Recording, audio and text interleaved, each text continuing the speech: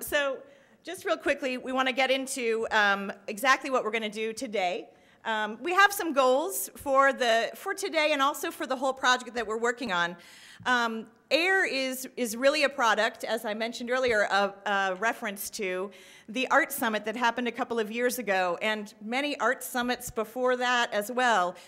Lots of the arts community has been requesting help with professional development. How can we do our job better? How do we find our market? And this has really come out of your feedback over the past many years. So we're happy that you're here, and we really are here to elicit your help, your participation, and for sure your ideas, thoughts, and what you really need. So thank you for coming today. The agenda for today is pretty quick, and we're going to get right through some initial presentations just so everyone knows the latest updates on the AIR program. And then we're going to do some good small breakout sessions that are designed to help us start to think about curriculum development and the programs that AIR will produce over the next year.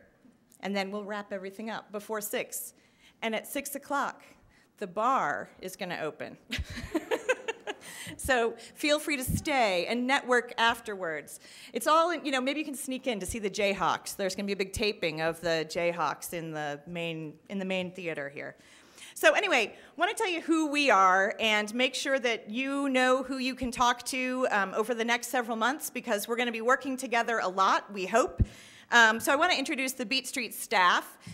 Carrie Miller is actually probably greeted you when you walked in. She's our office manager and volunteer coordinator. She's also a poet and, a Sierra Club board member. She's very, very active in the community, and we're just so awesome and thrilled to have her on our team. And then Kari Munson is our project director here at Beet Street, and she is not only in charge of helping the AIR project move along, but also Streetmosphere. So many of you may know Kari because she has been producing Streetmosphere for the past 2 years, so way to go, Kari. That's like an organizational nightmare, and she pulls it off, so thanks to Kari. We're also going to meet some other folks during the evening. Janice Lawrence is right here. She is our lead curriculum consultant. She's going to be talking here really soon. We're very excited. She's an amazing asset that we had no idea was right here in Fort Collins. So be excited and be thrilled that we have her right here in our midst. I also want to thank a couple of companies who have really been a part of the process as we've moved forward. Rocket Jones and One Tribe Creative have helped us with all of our branding and website development, and I am thrilled to tell you that our website went live today. It is airartsincubator.org, and I wish I could pull it up for you right here, but it's not working. I mean, the website is, but we can't get that feed for some reason in here. If you go in the hall, you can probably get it. So thanks so much to their help. I think they really have done a great job of making us come alive, and the idea and the inspiration behind all of this really looks beautiful. So thanks so much to them. Also want to introduce you to some other folks who you'll get to know over the next couple of months. Mickey McMillan and Pat Barlow are right here, and they have a team of folks with them. They are amazing coaches, and so they are part of the team that we'll be putting together as we develop our curriculum. These are folks who do this for a living. They help people do their jobs better, and a big part of what we believe is going to be the key to success is making sure that people have individualized coaching along with actual classes. So make sure you check in with them. Then we also want to really introduce some fabulous community volunteers. There are folks all over the room today who are part of our AIR Advisory Curriculum Committee. So all of you folks, stand up. Committee members, there should be one at almost every table. We had more than 30 applicants to be on this committee, so it was really difficult, and we're so thrilled to have folks who are artists and writers and musicians and arts administrators and business people all a part of that committee. So thank you so much, because we're going to keep them busy. And of course, you're all here, and this has been a great outpouring of support and enthusiasm for this project. It's sort of amazing that so many people want to talk about something as boring as curriculum. But we know we're talking about a little bit more than that. So let me tell you a little bit about the vision and the mission for AIR and how we're moving forward. what we're really trying to do is to empower an entire region to change the way that they think about art and the way that we communicate together, and to really raise the bar for the way that the rest of the country and the rest of the world thinks about Western artists. So this is a big project, but it's very exciting. And the way that we imagine doing that is through professional development. So it is a combination of a variety of services. So those include, well, the folks that we're imagining serving are many of you who are in the room. There are, believe it or not, 280,000 creatives who are making a living right now every day in that 10-state region of the Intermountain West. It's incredible how many people really are a driving part of many economies, not just ours here in Fort Collins. But it is interesting to note that 90,000 of those creatives are in Colorado. Colorado has twice as many as the next largest state in terms of creatives. Now, sure, we do have a few more people, too, but clearly this is an important part of our economy and an important part of Denver's economy. The whole state is really impacted by artists and the kinds of creative thinkers that are drawn to this region. So the next two largest states are Utah and Nevada. They both have about 40,000 creatives. Those two states are now on board with AIR, and in fact, Nevada really was a key supporter early on and helped inspire a lot of our ideas about the community building side of the prospect of AIR. So the communities that we imagine serving specifically are those sort of smaller college towns throughout the Intermountain West. We certainly imagine serving people, but we really think that part of what will make this succeed is actually engaging with communities and making communities think about art and creativity in a different way. So that's a big part of our mission is really to do some of that community outreach. So the services that we imagine providing and the ones that we want to talk with you about tonight are varied. We definitely are talking about very traditional educational methods, online classes and workshops. But one of the things that we realized early on when our partnership was forming was that the prospect of distance learning is really what makes this whole project expansive and possible, because we have the access to a wonderful physical location right here in Fort Collins where we can do our classes, but we also can stream out to the entire Intermountain West. So suddenly we're able to provide really great high-level educational tools to a very large audience. So it's a powerful combination. We're also excited because that prospect of networking really is driven by technology. And there certainly is nothing like person-to-person, face-to-face communication.